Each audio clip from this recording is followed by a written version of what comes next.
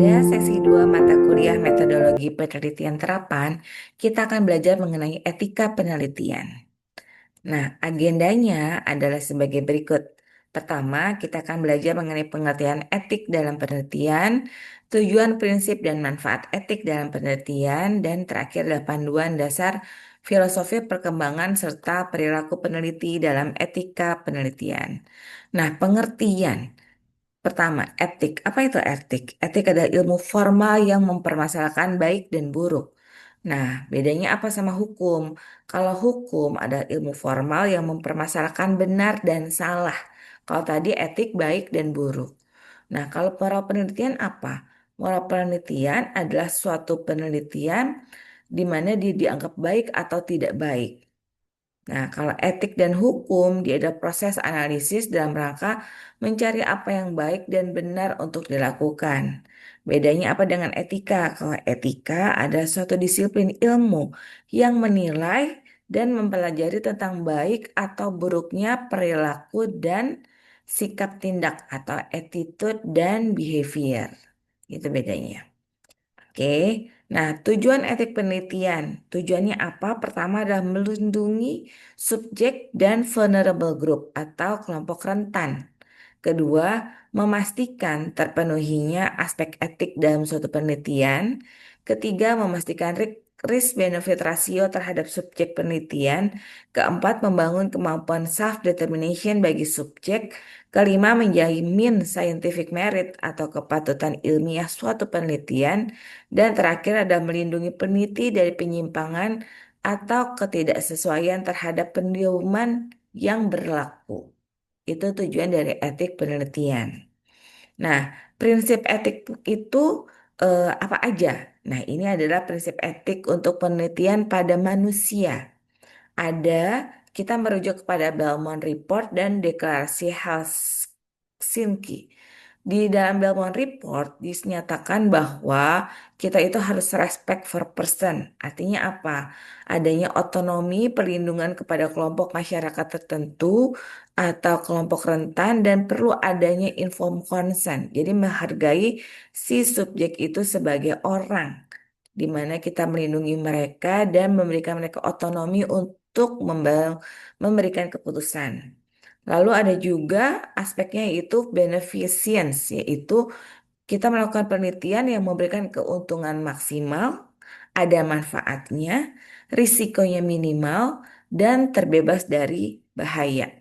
Itu intinya. Kita harus menjamin bahwa semua itu tidak terjadi. Yang tadi itu ya, terbebas dari bahaya, minimal risikonya, dan mendapatkan keuntungan yang maksimal dari penelitian. Dan yang terakhir adalah justice, yaitu dalam melakukan penelitian harus menguntungkan dan adil dalam pendistribusian atau randomisasi. Ya, jadi harus adil pada objek dari penelitiannya. Nah, sedangkan di Deklarasi Helsinki bilang bahwa setiap manusia itu berhak untuk mendapatkan perawatan kesehatan, healthcare, mendapatkan informasi dan berhak untuk self determination yaitu memutuskan sendiri. Nah, itu dia. Jadi tidak boleh ada pengaruh. Itu adalah prinsip etik untuk penelitian pada manusia. Apakah hanya untuk kesehatan? Enggak ya. Kalau saat untuk penelitian sosial juga kan kita berhubungan dengan manusia ya. Kalau kita melakukan interview gitu ya, menyebarkan kuesioner, kan yang ditanya adalah manusia. Maka kita juga harus tunduk pada prinsip etik ini. Ya, kalau tidak terkait kesehatan ya mungkin bisa di skip yang right to healthcare ya. Tapi kalau yang lainnya mendapatkan informasi, mengambil keputusan sendiri itu tetap harus dipegang di dalam penelitian sosial. Nah, 8 prinsip etik secara umum. Pertama, adanya kerjasama secara kolaborasi. Ya, kemudian mempunyai nilai sosial, ada dampak sosialnya. Jangan cuma penelitian tapi nggak ada manfaatnya. Lalu sahih dalam prinsip keilmuan. Memang ada ilmu yang mendasarinya, bukan hanya rekayasa atau keinginan dari peneliti. Kemudian harus seleksi subjek yang adil. Oke, jangan pilih-pilih karena nanti hasilnya bisa jadi nggak valid dari penelitian kita. Lalu ada prinsip yang kelima adalah risiko dan keuntungan harus berimbang. Jangan terlalu besar risiko daripada keuntungan yang didapat.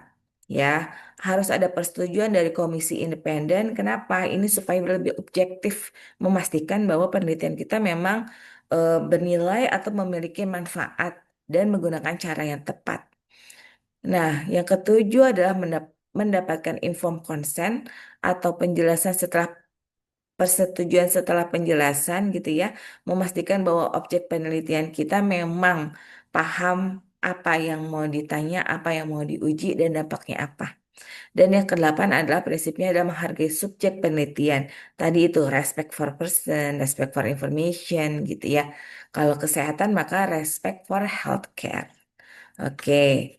Nah, berikut ini ada 9 prinsip etika untuk penelitian pada manusia. Pertama, harus melindungi.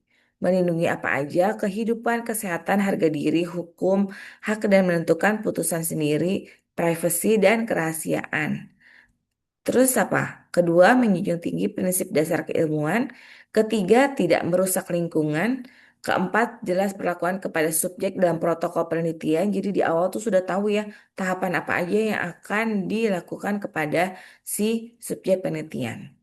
Kemudian kelima, mempunyai kemampuan atau terlatih dalam meneliti. Jadi si peneliti harus tahu nih bagaimana cara bertanya kepada orang gitu ya. Bagaimana memperlakukan si objek penelitiannya gitu.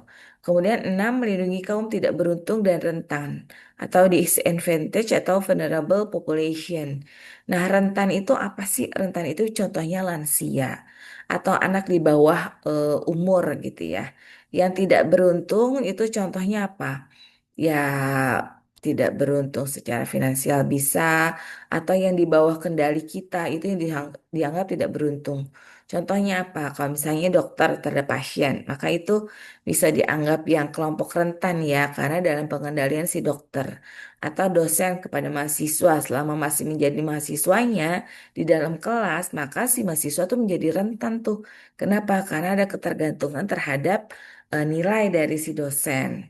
Ya, tujuh, prinsip etika yang ketujuh yaitu memperhitungkan untung rugi dari subjek secara individu maupun kelompok. Jangan sampai pertanyaan kita atau penelitian yang kita uji itu kepada subjek akan memberikan masalah atau kerugian. Ya, kemudian bila terdapat kejadian yang berbahaya, penyulit komplikasi, maka segera hentikan penelitian. Dan terakhir, pemilihan subjek penelitian itu harus atas dasar sukarela, bukan paksaan. Itu ada 9 prinsip etika untuk penelitian pada manusia. Nah, ini ya, benefit dan risk harus seimbang. Nah, apa aja sih sebenarnya kalau benefit dari si subjek atau objek penelitian kita yang kita teliti ya? Nah, kalau bagi individu, dia pasti akan mendapatkan informasi lebih atas hal yang kita teliti gitu ya. Kalau memang bermanfaat, pasti dia akan dapat informasi yang bermanfaat juga dari penelitian yang dilakukan. Nah, untuk manfaat untuk sosial atau masyarakat, yaitu adanya kebijakan yang baru yang memberikan solusi gitu ya, dan juga publikasi atas hasil penelitian kita. Nah, sedangkan bagi peneliti sendiri, maka pasti akan tujuannya apa nih? Apa dia mau meneliti memang untuk karir atau untuk pendidikannya? Pasti di situ adalah benefit bagi si peneliti. Nah, risikonya apa? Hati-hati bahwa risikonya itu yang meneliti itu bisa menyebabkan penyakit nggak? Atau bisa membuat pencemaran nama baik nggak? Nah, itu atas yang diteliti ya atau bahkan bagi si peneliti atau objek yang diteliti. Dan apakah berisiko atas keselamatan enggak? Nah, oleh karena itu, dalam memilih subjek penelitian harus ada diberikan informed consent. Informed consent itu apa sih? Kayak pemberitahuan gitu loh. Ini tujuan penelitiannya apa, dampaknya apa. Nanti ditanya bisa memakan waktu berapa menit. Nanti bisa dilihat di akhir ya. Contoh dari informed consent. Oke, oh, nah ini kalau teman-teman mau belajar lebih detail ya, membaca panduan internasional etik penelitian ini ada beberapa panduan. Ada 1, 2, 3, 4, 5, 6, 7, 8, 9, ada 9. Ada panduan ini yang internasional, bisa dibaca, kebanyakan terkait dengan kesehatan. Ya, karena itu memang harus sangat dijaga menurut panduan gitu ya. Karena kalau enggak kan taruhannya nyawa gitu kan. Nah, kemudian kalau panduan nasional ini juga ada di Indonesia, ada beberapa peraturan nanti bisa dibaca di googling sendiri ya. Nah, berikutnya ini ada beberapa masalah etik nih yang mungkin timbul dan harus diperhatikan. Harus diatasi dengan memperhatikan apa? Pertama, ya, jadi kalau ada masalah etik, kita atasi dengan memperhatikan ini nih. Satu, memberikan informasi yang berhubungan dengan ketidaknyamanan dan rasa nyeri itu terkait tubuh misalnya. Ketidaknyamanan tuh juga bisa bukan hanya rasa nyeri ya, tapi bisa juga rasa lama, capek. Kalau yang ditanyanya itu ternyata butuh mengisi kuesioner membutuhkan waktu 1 jam gitu. Nah, itu harus ditentukan di awal. Ya, kemudian memberikan pengertian dan penjelasan prosedur penelitian. Kenapa? Ini untuk menghilangkan rasa khawatir. Jadi tahu tuh tahapannya habis ini apa. Karena kalau enggak kan ya enggak jelas gitu ya. Jadi harus dikasih tahu tahapannya. Bisa ada prosedurnya ada 3 gitu. Nanti tahapan pertama ini, kedua ini, ketiga ini. Jadi sudah tahu dia bisa mengukur diri sendiri nanti tuh si respondennya atau si subjek penelitian. Nah, kemudian kita beritahu juga keuntungan sebesar-besarnya bagi subjek, peneliti, masyarakat ilmiah maupun masyarakat umum. Sekali lagi, penelitian itu harus ada manfaatnya. Karena kalau tidak, tidak usah dilakukan. Ya. Nah, keempat, subjek berhak untuk mendapat penjelasan nih mengenai keuntungan dan kerugian bila mengikuti penelitian. Ya, selanjutnya diminta kita minta mereka untuk menandatangani lembar formulir kesediaan. Itu juga untuk menjaga si peneliti supaya nanti tidak mendapat tuntutan di masa yang akan datang. Oke. Nah, yang kelima, subjek diberi kebebasan untuk mengundurkan diri kalau ternyata tidak merasa nyaman, jadi tidak boleh ada paksaan terhadap subjek penelitian dan tidak memberatkan. Oleh karenanya, biaya penelitian itu ditanggung oleh peneliti. Kalau ada penyulit dan komplikasi penelitian dan efek penelitian itu harus diberitahu dan diantisipasi. Oke, jadi tidak menyulitkan dari si subjek kita. Pastikan juga semua data dijamin kerahasiaannya dan kalau perlu ada pemberian kompensasi, tapi tidak berlebihan ya.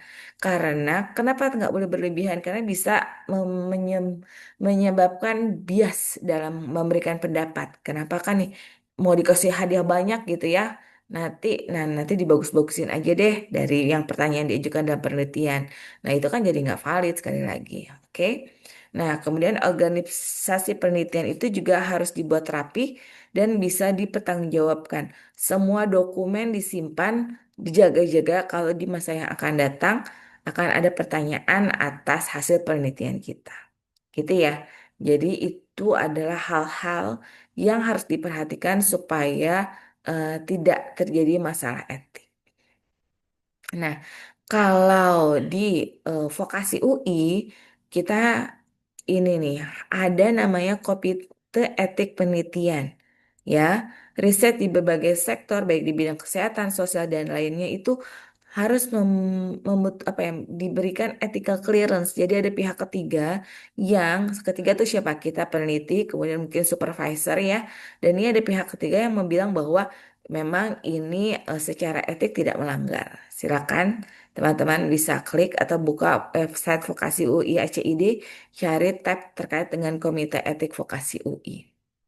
Begitu. Itu supaya aman mendapat ethical clearance dari Komite Etik Penelitian. Jadi dalam kita submit pun di publikasi juga banyak diminta, baik untuk penelitian kesehatan maupun sosial. Oke, karena sudah banyak yang lebih aware ya terkait dengan etika dalam penelitian. Nah, oke, di sini ada perlu saya sampaikan ada beberapa penelitian yang tidak etis jenis-jenisnya nih ada nih yang banyak terjadi. Pertama apa? Adanya fabrication. Apa sih? Yaitu suatu tindakan menggandakan data hasil penelitian dalam catatan data dan dalam pelaporan hasil penelitian. Boleh nggak? Nggak boleh. Kenapa? Karena pasti hasilnya jadi tidak benar hasil penelitiannya. Itu kan ya. Terus apalagi yang falsification nih. Dia memasukkan atau memanipulasi bahan penelitian, alat proses merubah atau menghilangkan data atau hasil sehingga mengubah hasil pencatatan yang ada. itu udah pasti ya Mas, pasti misconduct-nya tuh. Kalau yang tadi fabrication itu menggandakan data itu sering dilakukan kalau kepepet nggak ada responden gitu ya. Terus gimana Bu? Nah bisa ada namanya istilahnya pakai bootstrap, tapi harus disebutkan tuh bahwa ini supaya bisa diolah telah dilakukan tindakan apa ya? Mekanisme seperti ini gitu. Jadi yang mengambil kesimpulan dari hasil penelitian pun juga aware gitu ya bahwa ini ada limitasi tertentu. Dan yang ketiga adalah plagiarism. Apa itu plagiarism? Yaitu mengambil data penelitian orang lain, ide, proses, hasil, atau kata-katanya tanpa menyebutkan sumbernya. Itu sangat big no ya untuk penelitian. Berarti apa?